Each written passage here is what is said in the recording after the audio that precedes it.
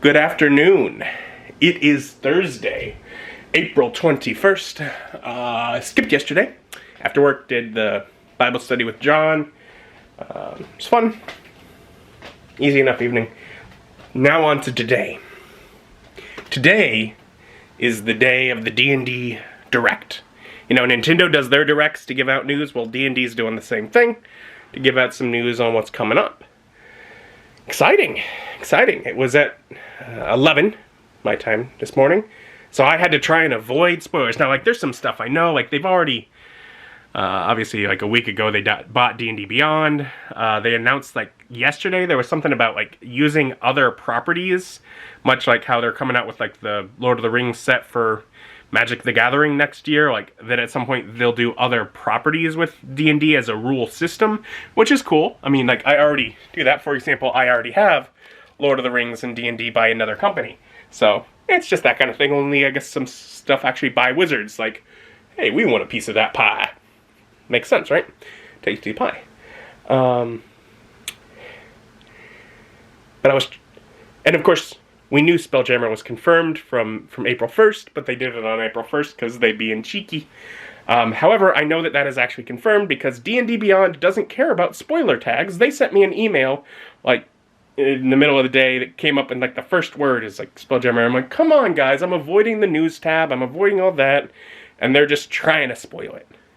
Anyways, I'm gonna sit down, I'm gonna watch the Direct, and then I'll be back to talk about what I think. So exciting, not bad. Could have had more, not bad. We begin with Spelljammer Confirmed, again. With a cool sea shanty as well. Cool song. I am happy and unhappy with what we learned of Spelljammer. So, I started real happy. So, D&D has been, like, talking like, we're gonna present things in ways you've never seen. So there was some speculation, is it going to be box sets instead of books? Which wasn't too exciting. Old box sets, lots of softcover books. I mean, they got some cool stuff in them, but not really what we're wanting. I want books for my shelf. But the Spelljammer is a slipcase set. Which is to say, it is a series of hardcover books, 3, as well as a map, and a GM screen. So much like they've done, like, with their repackaging of the core books and their expansion books, one of which we haven't gotten outside of that packaging yet. So much like that, only for a specific set. Cool, sounds awesome. And the books are Astral Adventures Guide, which is like the player's handbook equivalent with stuff DM needs too, but like some new races, cool. Boo's Astral Menagerie, so we got our monster manual, awesome. We got Light of Zaryxis, which is an adventure, which whatever, but they're gonna do an adventure because they really like doing adventures. So, fine. And that sounds all cool, and I'm excited. Except on my second watch, just skimming through, I noticed it is 3 64-page books? What? Our books, I mean, so basically, why? Why did you split it into 3 books at that point?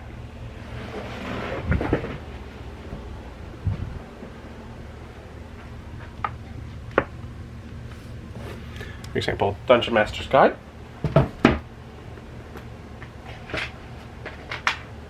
At 320 pages. Is bigger than 3 64-page books. It all would fit in that page count. They could have just done 1 book. Sword Coast Adventurer's Guide is our thinnest book. At, I think it's 160 pages. And it notably feels like a thin, small book there. How small are these gonna be?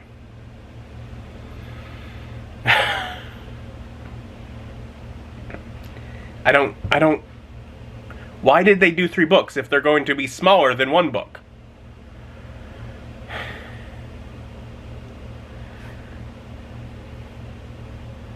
The idea of 3 full-size books would have been awesome. Or even 3 books that are like that, 160 pages, where putting all 3 of them together would be, you know, prohibitive, like akin to like a Pathfinder book, which are ridiculously large.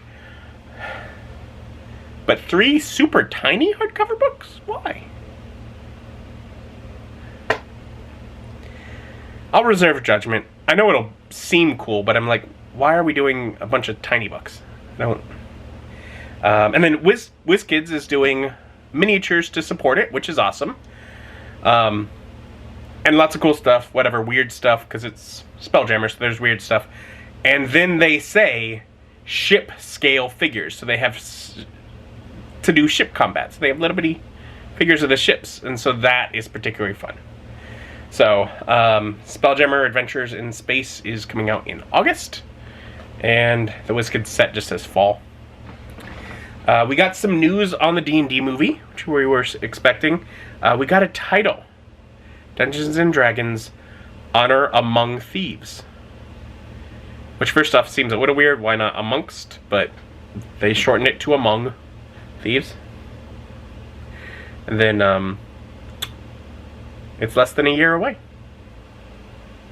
I think it was, what, March of next year? So that'd be cool. And then at the very end, we get Dragonlance, Shadow of the Dragon Queen, is an adventure book coming late 2022.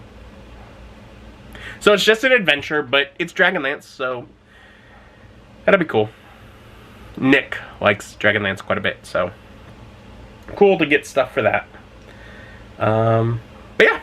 And then there was other stuff that doesn't matter and doesn't, like, there's like, oh, we got these little briefcase stuff of something a DM will not be able to live without. And it's like, what is it?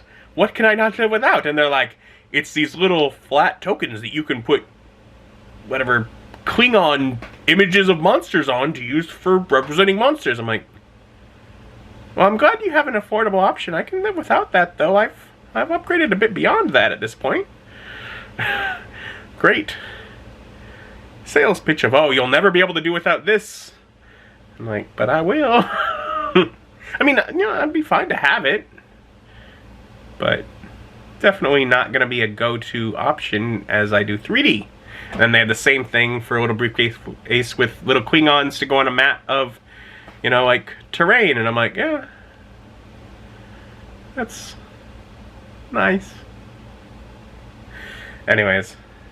Then there's stuff on some actual play show, stuff on video games, Neverwinter, and Baldur's Gate 3, whatever. I went through the important stuff. I'm really confused by 3 64-page books.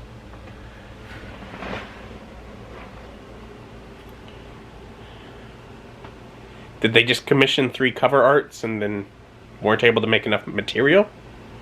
It's like, well, we'll still keep them separate. We already got the covers for them. We'll just make them a bunch of tiny books. Okay. So after enjoying the news from D&D, I have settled in to improving and correcting the subtitles for, what is it, session 25, because the audio is messed up for an hour and a half of it. And I'm doing the subtitles for the entire video, first 45 minutes as well, because if I'm encouraging people to turn them on, that I fix them. I don't want them to start by seeing that comment, turning them on at the beginning and be like, you did a cruddy job. So I have to do the entire thing. Of the 2 hour and 13 minute video, I am about 17 minutes into it. It has taken over an hour to do that 17 minutes. This is gonna take a long time. And don't get me wrong, YouTube helps so much by having most of it done. They have no capitalization, and I need some. I wasn't doing it first, and that's actually, I'm sure, why some extra time, because at first I was trying to figure out what I'm doing. And then I figured out I need capitalization to help differentiate, because it is 5 people talking, and there is no, like, line of who's saying what. That is not something that is included here.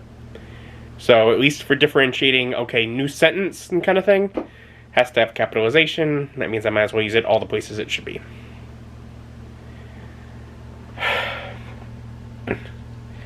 So, I am not getting this done tonight. Nope.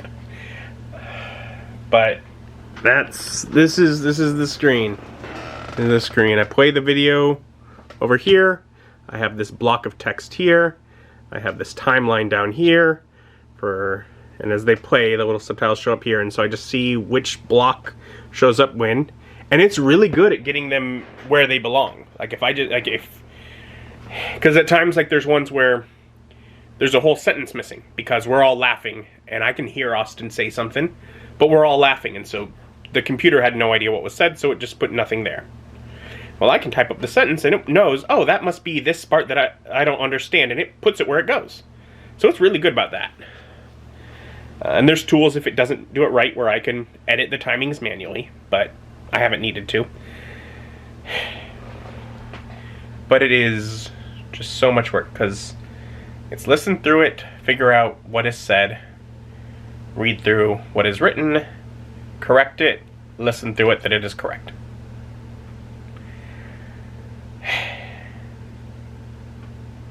So, I will do this for a while longer until my head aches from staring at it. So, not sure how much longer, and then I will go lay down and relax.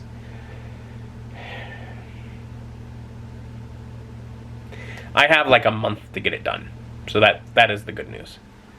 I don't have to do it right away. But clearly I have to start working on it right away because it will take a long time to do.